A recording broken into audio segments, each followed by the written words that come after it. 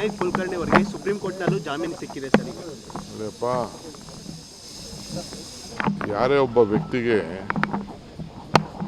Harassment ಮಾಡಬೇಕಾದ್ರೂ ಕೂಡ ಒಂದು limitation ಇದೆ.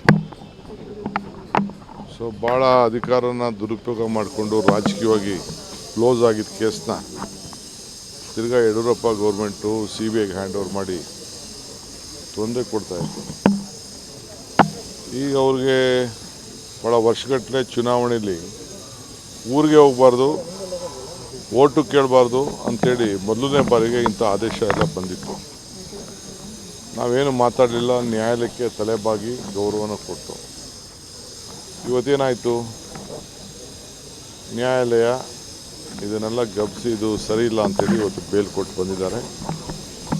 ನಾನು ಪ್ರೊಸೀಡಿಂಗ್ಸ್ನೆಲ್ಲ ವಾಚ್ ಮಾಡ್ತಾಯಿದ್ದೀನಿ. ಸೊ ಬೇಕಾದಷ್ಟು ದಾಖಲೆಗಳು, ಸಾಕ್ಷಿಗಳು ಎಲ್ಲ ಕೂಡ ಕ್ಲೋಸ್ ಆಗಿದ್ದ ವಿವಿಧ ರೀತಿಯಲ್ಲಿ ಮಾಡಿ ತೊಂದರೆ ಕೊಡಲಿಕ್ಕೆ ಪ್ರಯತ್ನ ಮಾಡಿದ್ರು. ಅಟ್ಲೀಸ್ಟ್ ಕೊನೆಗಾದರೂ ಕೂಡ ಅವ್ರಿಗೆ ನ್ಯಾಯ ದೊರಕಿದೆ. ಆದರೆ ಅವರು ಅನುಭವಿಸಿದಂಥ ವೇದನೆ ಇದೆಯಲ್ಲ, ಅವರ ಮಕ್ಕಳು, ಅವ್ರ ಕುಟುಂಬದವರು, ಅವರು ಮತ್ತು ಅವರ ಕ್ಷೇತ್ರದವರು ಮತ್ತು ನಮ್ಮ ಪಕ್ಷ, ಇದನ್ನು ನಾವು ಯಾರೂ ಮರೀಲಿಕ್ಕೆ ಸಾಧ್ಯ ಇಲ್ಲ. ಯಾಕೆಂದರೆ ನಾನೇ ಅನುಭವಿಸಿದ್ದೀನಿ. ಸೊ ದೇವರು ಅವ್ರಿಗೆ ಇನ್ನೂ ಹೆಚ್ಚಿಗೆ ಶಕ್ತಿ ಕೊಡಲಿ, ಇಂಥದ್ದೆಲ್ಲ ತಡ್ಕೊಳ್ಳೋಂಥ ಶಕ್ತಿ ಸಿಗಲಿ.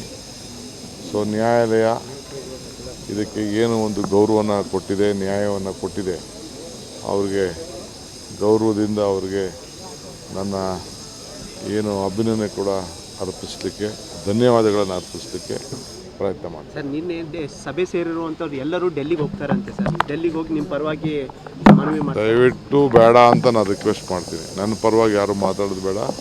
ನಿಮ್ದು ಪ್ರಾಬ್ಲಮ್ ಇತ್ತು ಅಂದರೆ ನೀವು MLA ಇದ್ರಿ, ಮಂತ್ರಿ ಆಗಬೇಕು, ಅಧಿಕಾರ ಬೇಕು, ಚೇರ್ಮನ್ ಬೇಕು ಅಂತಂದರೆ ನೀವು ಹೋಗಿ. ನನ್ನ ವಿಚಾರಕ್ಕೆ ಹೋಗೋದು ಬೇಡ ಅಂತ ನಾನು ರಿಕ್ವೆಸ್ಟ್ ಮಾಡ್ತೀನಿ.